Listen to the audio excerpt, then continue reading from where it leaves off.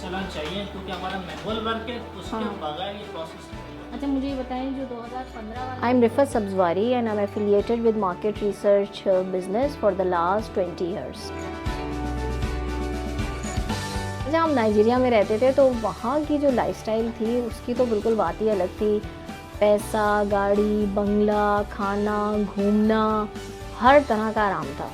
I was I think in 7th एकदम से पापा का इंतकाल हो गया।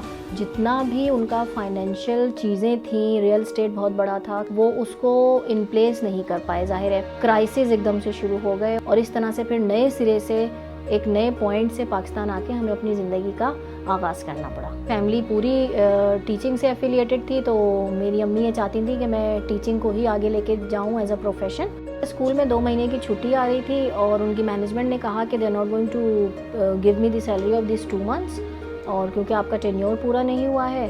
तो मैंने अम्मी से कहा कि पैसे तो मुझे चाहिए और 2 महीने की तनख्वाह नहीं मिलेगी तो मैं ऑफ़िस ज्वाइन कर लेती हूँ। फिर अम्मी ने मामू से बात करके एक ऑफ़िस में मेरा इंटरव्यू अरेंज करवा दिया। एक रिसर्च फर्म में मेरा पहला इंटरव्यू था। उन साहब ने मुझे समझाने की कोशिश की कि मार्केट रिसर्च क्या होती है और मेरे कुछ समझ में नहीं आया। जॉब मेरी क्वांटिटेटिव में as a research associate hire हुई थी, लेकिन अनफॉर्चुनेटली जो मेरी कंसल्टेंट थी वो मुझे जो है वो उस तरह से टाइम नहीं दे पा रही थी। मेरे पास इतना काम नहीं होता था, मैं उसके काम में इंटरेस्ट लेती थी। स्लोली एंड ग्रेजुअली ज़्यादातर काम जो है वो मैंने लेना शुरू कर दिया।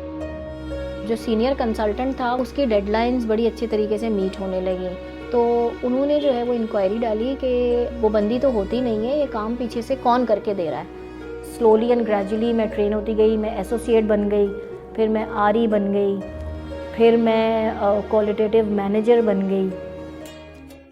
अम्मी के अंदर एक फीलिंग थी, मेल प्रेजेंस की एक गैप आ गई थी, तो मुझे बड़ा एक कॉम्प्लेक्स होता था कि मैं लड़का नहीं हूँ और मैं जो हूँ वो शायद परफॉर्म नहीं कर सकती।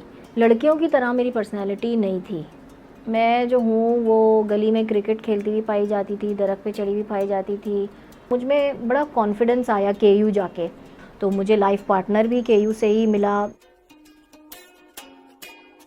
वैसे तो शादी की तरफ और अरेंज मैरिज की तरफ मेरे बड़े रिजर्वेशंस थे। नुसरत के अंदर काफ़ी जो थी वो मैंने फ्लेक्सिबिलिटी देखी। एक लेवल पे जाके हमारी वेवलेंथ बड़ी मिलती थी, कम्युनिकेशन हमारी जो थी वो बड़ी क्लियर थी।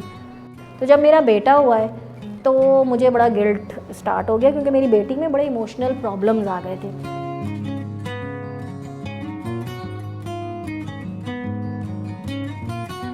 तो then I decided to leave this job and I said कि नहीं, अब मुझे घर बैठना है और सिर्फ बच्चे पालने हैं।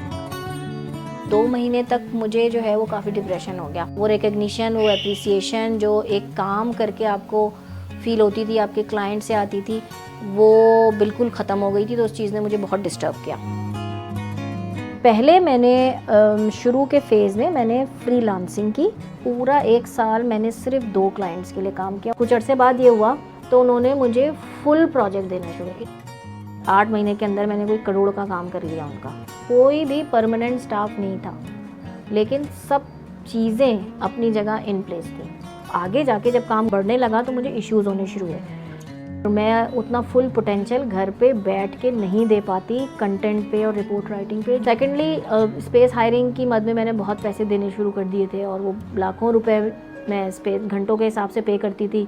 तो फिर मैंने जितनी सेविंग्स थी उनको गैदर किया और ये फ़ैसला किया कि एक छोटा ऑफिस ले लिया जाए किसी कमर्शियल इलाके में। तो वहाँ मैं लिसनर्स के नाम से काम कर रही थी और धीरे धीरे काम आना शुरू हुआ। मैंने ये नोट किया कि मेरा ओवरहेड बचना शुरू हो गया और मेरे प्रॉफिटेबिलिटी बड़ी इम्प्रूव होनी शुरू हुई। बेसिक्स पे, अकाउंटिंग पे मैंने काफ़ी ग्रिप हासिल कर ली। बड़े बड़े क्लाइंट्स आने शुरू हो गए। 3-4 बंदे मेरे पास थे, वो काम करना शुरू हो गए, तो सपोर्ट स्टाफ आ गया। फिर Shoaib came and he said कि मैं ये काम स्टार्ट कर रहा हूँ, ये कंपनी है, तो इफ़ यू आर इंटरेस्टेड तो we can work together. And there is this other friend Shadab Fariduddin. And then we decided and I merged listeners with Four Corners Group. हम फिर बड़े ऑफिस में आ गए, हमने बड़ी जगह ली